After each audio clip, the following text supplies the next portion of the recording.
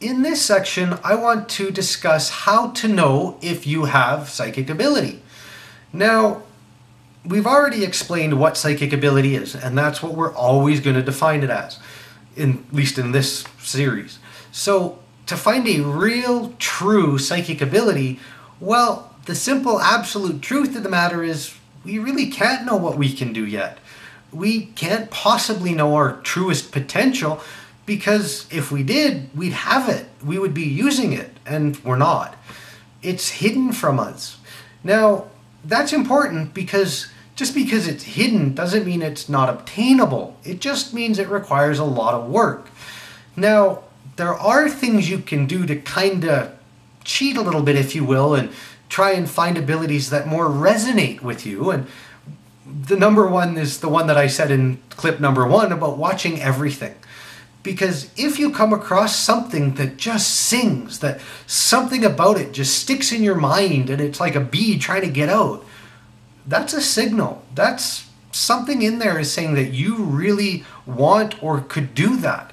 Now, it's important to separate things because it's easy sometimes to get caught up in desires. Now, a desire, an overwhelming desire to do something, is about control. It's not about reality and freedom and ability. It's about domination and control. No better word to explain it. So if you come across something and you just keep fantasizing of all the power you're going to gain and wow, you're going to be like superhuman, sorry folks, ain't real. You're dealing in a fantasy delusion because real power doesn't come out that way. It doesn't allow itself to come out that way. It's not to say that people can't develop power and use it that way. Well, we're human. We can do whatever we want at the end of the day. But there's a difference between uncovering your own power and knowing what you can do and dreaming of all the things you can do with power. And I just want to separate that because we're trying to help you uncover your own gifts as well as define what they all can be, and can't do that if we're working with misinterpretations. Now, the simple reality is that the only way you're really going to get an understanding of what you can do is to try different things, is to experiment, to try something and see what happens. Now, of course, like riding a bike, you're not typically going to do it first time success unless there's something there to help you, like training wheels in the case of a bike. So it oftentimes means that you have to spend some time practicing it, spend a bunch of time trying it and seeing. But like I said before, more importantly, watching yourself and feeling what you feel and how it relates to you.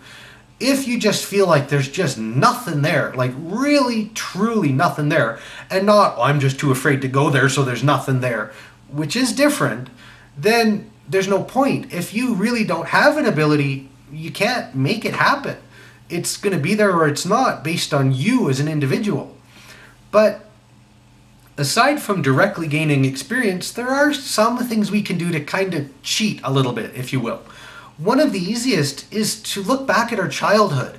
A lot of times we come into this world with ability and talents that we shut down, that we close off, either because of fear or to please mom and dad, or every individual reason you can imagine, someone's probably thought of. The point is that lots of us are afraid of these kind of gifts because we don't understand them. So we close them down.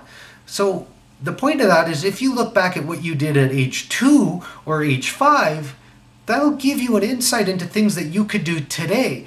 Because if you could do it then, it means that ability is there. You just need to learn how to use it again. Just need to learn how to develop it. Another place you can look is dreams. Now remember, desire and dreams are very different. Dreams are like those fantasies and, not just like when we're fast asleep dreaming. They're the things that we've always just done that just the mere thought of fills us with joy. We go on this flight of fancy and go into the realm of fanciful and foo-foo and fairy dust, and all of a sudden we're dreaming these things that just make us feel alive for some strange, inexplicable reason. Well, that's a clue too. That's saying that potentially you have within you this ability. Now, of course, having the ability isn't by itself enough. You need to develop the ability. You need to make it manifest. Now, those are some simple things. Now, the truth is that The idea that we're all psychic, as I said, is not necessarily true, but it's not necessarily false either. Point is that we all have one specific psychic ability that every one of us does have, that there's no exception to that rule. Of course, that doesn't mean we all have it in the same way, in the same fashion, and can do the same things with it. It doesn't even mean that we could train it to become more directly and consciously usable, but it is in there. That, of course, is intuition. Now, intuition is a topic that I could devote an entire video series to, and we'll discuss later when we get into the abilities, but that's important because somewhere within us is an ability. And so one of the best ways that we can truly grow ability is to use ability in general, to simply try different things and experiment, as I've said. So the more that we do that, we'll also potentially find that we're guided to other things. We might try this technique and it just doesn't seem right, but something about it will lead us to another technique that's more right. And so that's a part of it. As we develop our own talents, as we grow and evolve, we actually will unlock and discover other talents. Because, well, frankly, that's the way it works.